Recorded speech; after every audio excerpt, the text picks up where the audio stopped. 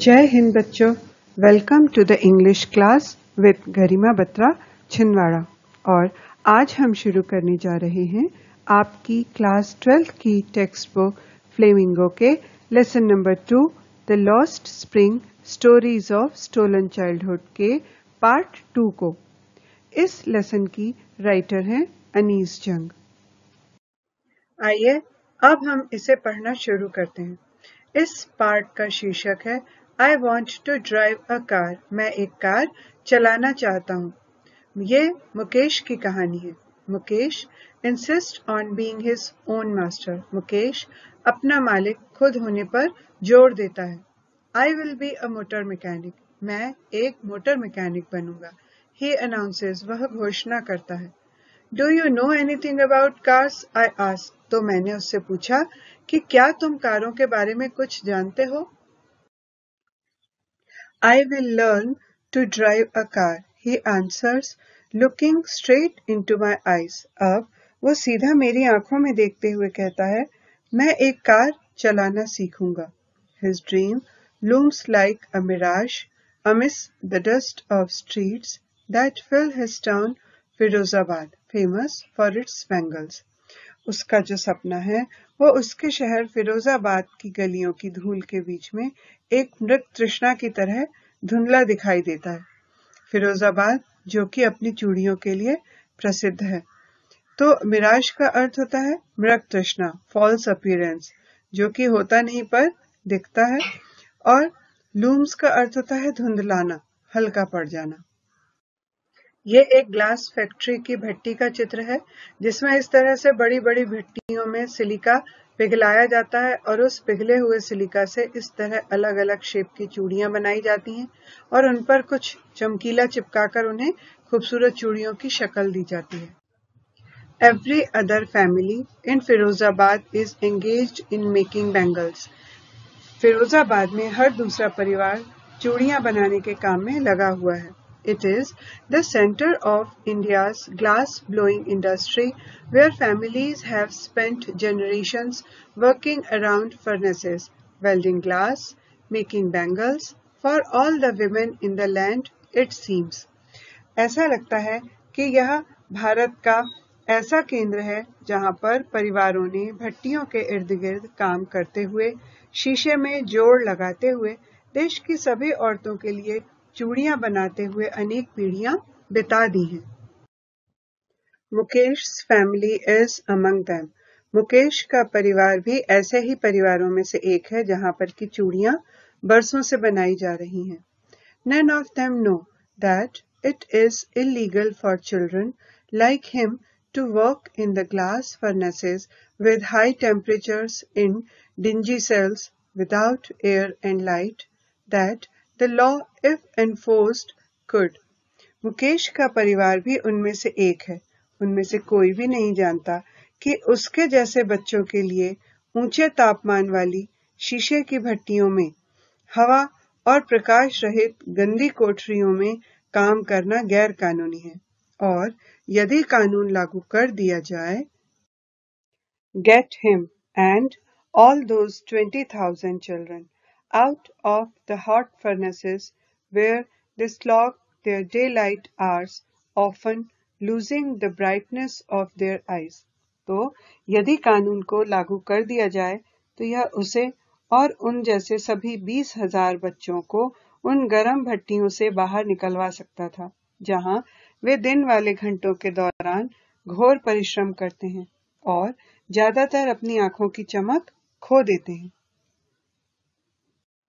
Mukesh's eyes beam as he volunteers to take me home, which he proudly says is being rebuilt. Mukesh की आंखें चमक उठती हैं जब वह मुझे अपने घर ले जाने के लिए अपनी इच्छा से कहता है, जिसे कि वह गर्व से कहता है कि वह दोबारा बनाया जा रहा है। We walk down stinking lanes choked with garbage, past homes that remain hovels with crumbling walls. हम दुर्गंध वाली गलियों से जा रहे हैं जो कूड़े करकट से भरी हुई हैं, ऐसे घरों के पास से जो टूटकर गिर रही दीवारों के कारण खंडहर रह गए हैं, जहां दरवाजे ढीले पड़ गए हैं और कोई भी खिड़कियां नहीं हैं। Homes that remain hovels with crumbling walls, wobbly doors, no windows, crowded with families of humans and animals coexisting in a primeval state. तो अब हम उन घरों तक पहुंच गए जहां पर कि दीवारें टूट रही हैं और टूटने के कारण वो घर खंडहर जैसे रह गए, सिर्फ छप्पर ऊपर के रह गए, जहां दरवाजे ढीले पड़ गए थे, कोई खिड़कियां नहीं थी, जहां मनुष्य परिवारों के झुंड भरे हुए थे और जो पुराने समय की तरह जानवर उनके साथ ही रह रहे थे, मतलब मनुष्य और जानवर एक साथ रह रहे थे। हॉवल्स का अर्थ होता है छोटे छोटे गंदे बदबू भरे घर, क्रम्बलिंग वॉल्स यानी टूटती हुई गिरती हुई दीवारें, वॉबली डोर्स यानी हिलते हुए जर्जर दरवाजे, और कोएग्जिस्ट का अर्थ होता है एक साथ रहना। He stops at the door of one such house, bangs a wobbly iron door with its foot, and pushes it open. वह इसी तरह के एक मकान के दरवाजे के पास रुक जाता है, फिर अपने पैर से एक ढीले से हिलते हुए लोहे के दरवाजे को खटखटाता है और फिर धक्का देकर इसे खोल देता है। We enter a half-built shack. हम एक आधे बनी हुई झोपड़ी के अंदर जाते हैं। In one part of it, thatched with dead grass, is a firewood stove over which sits a large vessel of sizzling spinach leaves. इसके बाद इसके एक भाग में, जिसमें सूखी घास का एक छप्पर बना हुआ था, वहां लकड़ी जलाने वाला एक चूल्हा है। उस चूल्हे के ऊपर एक बहुत बड़ा बर्तन है जो बहुत ज्यादा गर्म है और उसमें पालक पक रही है जिसमें से धुआं निकल रहा है।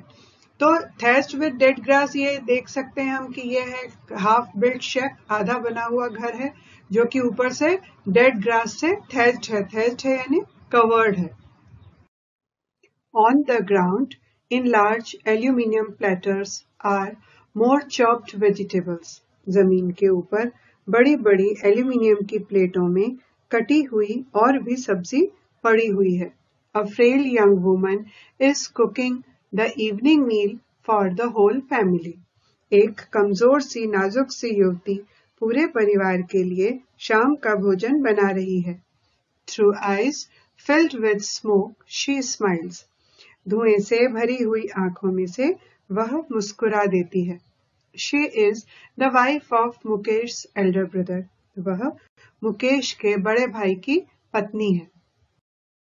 Not much older in years, she has begun to command respect as the bahu, the daughter-in-law of the house. आयु में ज्यादा बड़ी न होते हुए भी वह परिवार में एक बहू के रूप में, घर की पुत्रवधू के रूप में सम्मान पाने लगी है। Already in charge of 3 men, her husband, Mukesh, and their father. और वो 3 आदमियों को पहले से ही संभालती है, अपने पति मुकेश और उनके पिता को। When the older man enters, she gently withdraws behind the broken wall and brings her well closer to her face. जैसे ही बड़ी उम्र का व्यक्ति प्रवेश करता है, मतलब कि वो मुकेश के पिता यानी उस महिला के ससुर, तो वह धीरे से टूटी हुई दीवार के पीछे चली जाती है और अपना घूंघट अपने चेहरे के और नजदीक ले जाती है। As custom demands, daughters-in-law must veil their faces before male elders. जैसी कि उनका रिवाज की मांग है कि पुत्र वधुओं को या बहुओं को बुजुर्ग पुरुषों के सामने अपने चेहरे को घूंघट से ढकना होता है। In this case, the elder is an impoverished bangle maker. इस स्थिति में बुजुर्ग एक गरीब चूड़ी बनाने वाला है। Despite long years of hard labor, first as a tailor, then a bangle maker, he has failed to renovate a house, send his 2 sons to school. लंबे वर्षों की कठिन मेहनत के या कठिन परिश्रम के बाद भी पहले एक दर्जी के रूप में और फिर एक चूड़ी बनाने वाले के रूप में वह इस मकान को नया रूप देने में असफल रहा है और अपने दोनों लड़कों को स्कूल भेजने में भी असफल रहा है। All he has managed to do is teach them what he knows, the art of making bangles. वह उनके लिए सिर्फ इतना कर पाया है कि वह उन्हें वह सिखा पाया है जिसे जो कि वह जानता है, अर्थात उसकी चूड़ियां बनाने की कला, सिर्फ वही वो अपने बच्चों को सिखा पाया है. It is his कर्म, his destiny. यह उसका कर्म है, उसका भाग्य है, says Mukesh's grandmother, who has watched her own husband go blind with the dust from polishing the glass of bangles. Mukesh की दादी कहती हैं, जिन्होंने शीशे की चूड़ियों को पॉलिश करने से उड़ने वाली धूल से या डस्ट से अपने पति को अंधा होते हुए देखा है, क्योंकि जब कांच की चूड़ियां पॉलिश की जाती हैं तो उनमें से शीशा उड़ता है, शीशे की डस्ट उड़ती है जो आंखों को बहुत नुकसान करती है और ज्यादा समय तक उस डस्ट के संपर्क में रहने से मनुष्य अंधा हो सकता है. Can a God given lineage ever be broken? She implies. और वो कहती हैं कि क्या ईश्वर द्वारा प्रदत्त वंश परंपरा को कभी तोड़ा जा सकता है, मतलब कि सदियों से जो वंश में काम चला आ रहा है उस काम को बदला नहीं जा सकता. लिनिएज का अर्थ होता है ट्रेडिशन ऑफ द फैमिली, वंश परंपरा, और इम्प्लाइज का अर्थ होता है कंक्लूड्स या ब्रिंग्स आउट द मीनिंग, मतलब अर्थ निकालना. तो वो दादी ये अर्थ निकालती हैं कि जो काम वंश का है, जो भगवान ने हमारी किस्मत में लिखा है, हम उसे नहीं बदल सकते, जबकि सच्चाई ऐसी नहीं है. यदि आप सच्चे दिल से कड़ी मेहनत करते हैं तो आप अपने स्वयं के भाग्य का निर्माण करते हैं.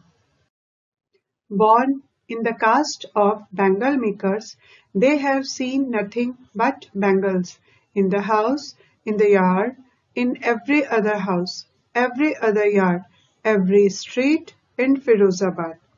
चूड़ियां बनाने वाली जाति में पैदा होने के कारण उन्होंने चूड़ियों के अलावा और कुछ नहीं देखा है. घर के अंदर, आंगन में, हर एक के घर के अंदर, हर एक के आंगन में, फिरोजाबाद की हर गली के अंदर चूड़ियों को देखा है. Spirals of bangles, sunny gold, paddy green, royal blue, pink, purple, every color born out of the 7 colors of the rainbow. Firozabad की हर गली के अंदर चूड़ियों के सर्पिल छल्ले, चमकीले सुनहरी, धानी रंग में, हल्का नीला, गुलाबी, बैंगनी, इंद्रधनुष के रंगों से पैदा होने वाले हर एक रंग के ढेरों के ढेर अस्त व्यस्त आंगन में पड़े होते हैं. Lie in mounds in unkempt yards are piled on 4-wheeled handcarts pushed by young men along the narrow lanes of the shanty town. इन इंद्रधनुषी रंगों के प्रत्येक रंग से पैदा होने वाले हर एक रंग के ढेर अस्त व्यस्त से आंगन में पड़े होते हैं. 4 पहियों वाले हाथ ठेलों के ऊपर इनके ढेर लगे होते हैं, जिन्हें झोपड़ियों वाली बस्ती की तंग गलियों में युवा पुरुष धकेल कर ले जाते हैं बेचने के लिए.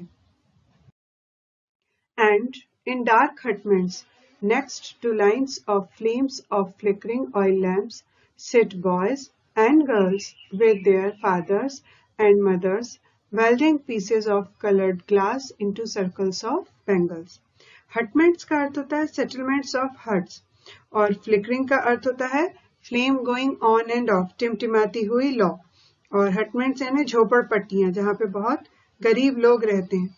तो इस पूरी लाइन का अर्थ हुआ कि अंधेरी झोपड़ियों में तेल से जलने वाले दीपक जिसकी लौ या जिसकी ज्वाला टिमटिमाती है, वहां पर पंक्तियों की बगल में लड़के और लड़कियां अपने माता पिता के साथ बैठे होते हैं. और वो क्या कर रहे होते हैं? वो रंगीन शीशे के टुकड़ों को चूड़ियों के छल्लों के रूप में जोड़ लगाते हुए दिखते हैं. वो अपने माता पिता की सहायता करते हैं चूड़ियां बनाने में. Their eyes are more adjusted to the dark than to the light outside. उनकी आंखें बाहर वाले प्रकाश की अपेक्षा अंधेरों की ज्यादा अभ्यस्त या आदी हो चुकी होती हैं. That is why they often end up losing their eyesight before they become adults. और यही कारण है कि वे युवा होने से पहले ही प्रायः अपनी आंखों की रोशनी खो देते हैं, मतलब वो छोटी सी उम्र में ही अंधे हो जाते हैं। Savita, a young girl in a drab pink dress, sits alongside an elderly woman, soldering pieces of glass. यहाँ पर ड्रैप का अर्थ होता है नीरस, फीका, और सोल्डरिंग यानी बॉन्डिंग या टांका लगाते हुए। तो सविता एक फीके रंग की गुलाबी ड्रेस पहनी हुई है और अपनी दादी के साथ बैठकर शीशे के टुकड़ों को जोड़ती है। As her hand move mechanically like the tongs of a machine, I wonder if she knows the sanctity of the bangles she helps make. जब उसके हाथ एक मशीन की चिमटी की तरह चल रहे होते हैं, तो मैं ये सोचती हूँ कि क्या उसे उन चूड़ियों की पवित्रता के बारे में पता है जिन्हें बनाने में वह मदद कर रही है। It symbolizes an Indian woman's suhag, auspiciousness in marriage. यह एक भारतीय औरत के सुहाग का प्रतीक है और विवाह में शुभ मंगल होने का भी प्रतीक है। ऑस्पिशियसनेस यानी शुभ मंगल।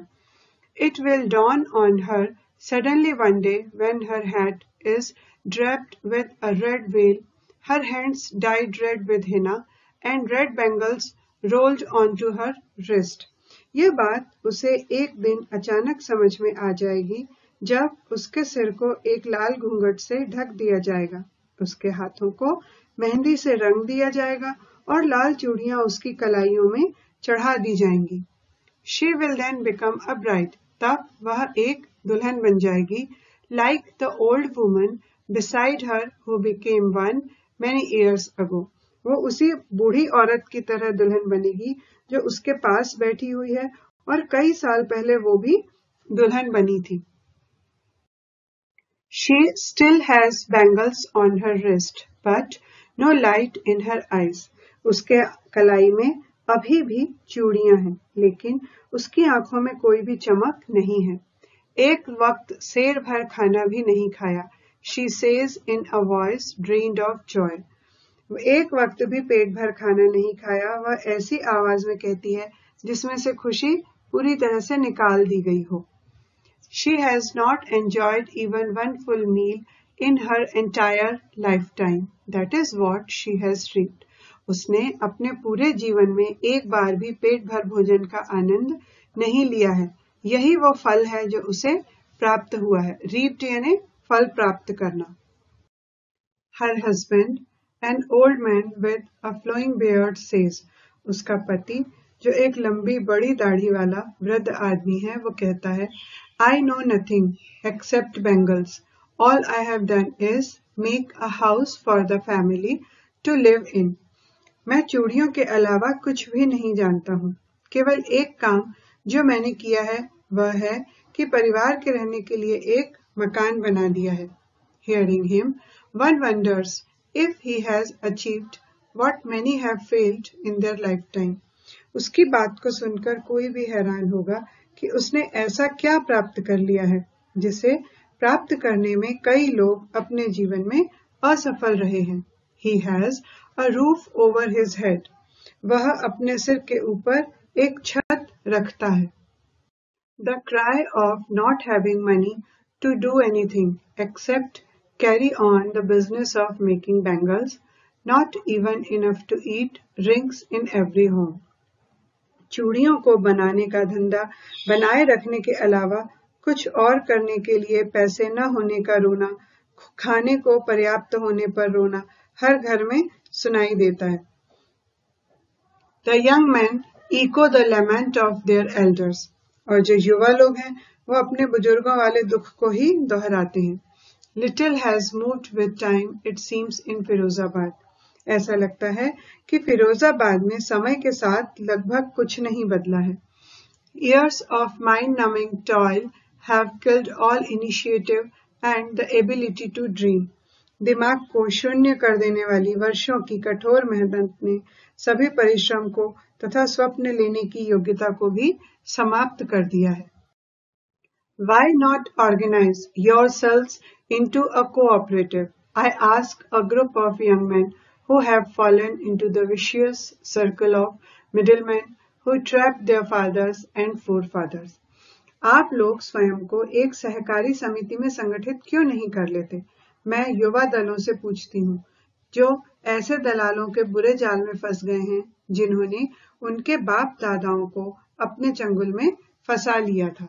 Even if we get organized, we are the ones who will be hauled up by the police, beaten and dragged to jail for doing something illegal, they say. यद्यपि हम संगठित हो भी जाएं, तो भी हमें पुलिस घेर लेगी, पीटेगी और गैर कानूनी काम करने के जेल में बंद कर देगी। There is no leader among them, no one who could help them see things differently. उनके बीच में कोई नेता नहीं है, ऐसा कोई नहीं है जो उन्हें चीजों को भिन्न ढंग से देखने में मदद कर सके। Their fathers are as tired as they are. उनके पिता भी वैसे ही थके हुए थे जैसे कि वो थके हुए हैं। They talk endlessly in a spiral that moves from poverty to apathy to greed and to injustice. वे अनंत रूप से एक सर्पिल चक्र में पड़े हुए बातें करते रहते हैं जो गरीबी, उदासीनता, लालच और अन्याय के बीच में घूमता रहता है। Listening to them, I see two distinct worlds, one of the family caught in a web of poverty, burdened by the stigma of caste in which they are born. उनकी बातें सुनते हुए मुझे दो अलग अलग संसार दिखाई देते हैं। एक संसार वो ऐसा परिवार जो गरीबी के जाल में फंसा हुआ है, जाति के कलंक के नीचे दबा हुआ है, जिसमें उसका जन्म हुआ है। The other, a vicious circle of the sahukars, the middlemen, the policemen, the keepers of law, the bureaucrats and the politicians. और जो दूसरा समूह है वो है साहूकारों का, दलालों का, पुलिस वालों का, कानून लागू करने वालों का, नौकरशाहों का और राजनीतिज्ञों का कुचक्र। Together they have imposed the baggage on the child that he cannot put down. इन सभी लोगों ने मिलकर बच्चों पर ऐसा बोझ लाद दिया है जिसे वह उतारकर नीचे नहीं रख सकता। Before he is aware, he accepts it as naturally as his father. इसके पहले कि उसे इसका आभास हो सके, वह इसे उतने ही स्वाभाविक रूप से स्वीकार कर लेता है जितना अपने पिता को। To do anything else would mean to dare. कुछ भी अलग करने का अर्थ होगा साहस दिखाना। And daring is not part of his growing up. और साहस दिखाना उसकी परवरिश का हिस्सा नहीं होता है। When I sense a flash of it in Mukesh, I am cheered. लेकिन जब मुझे मुकेश में इस साहस की एक झलक दिखाई देती है तो मुझे बहुत खुशी होती है। I want to be a motor mechanic, he repeats. मैं एक मोटर मैकेनिक बनना चाहता हूँ, वह दोबारा कहता है। He will go to a garage and learn. वह एक गैरेज में जाएगा और वहां पर सीखेगा। But the garage is a long way from his home. लेकिन गैरेज उसके घर से बहुत दूर है। I will walk, he insists. मैं वहां पैदल चला जाऊंगा, वह जोर देकर कहता है। Do you also dream of flying a plane? क्या तुम हवाई जहाज चलाने का भी सपना रखते हो? He is suddenly silent. No, he says. वह अचानक से चुप हो जाता है। नहीं, वह कहता है। Staring at the ground, जमीन पर एकटक देखते हुए। In his small murmur there is an embarrassment that has not yet turned into regret. उसकी इस बड़बड़ाहट में भी एक घबराहट भरी हुई है जिसने अभी पछतावे का रूप नहीं लिया है। He is content to dream of cars that he sees hurtling down the streets of his town. वह कारों का सपना लेने में ही संतुष्ट है जिसे वह शहर की गलियों में तेजी से आते हुए देखता है। Few aeroplanes fly over Firozabad. Firozabad के ऊपर से बहुत कम हवाई जहाज उड़कर निकलते हैं। So our lesson finishes here. Have good time, children.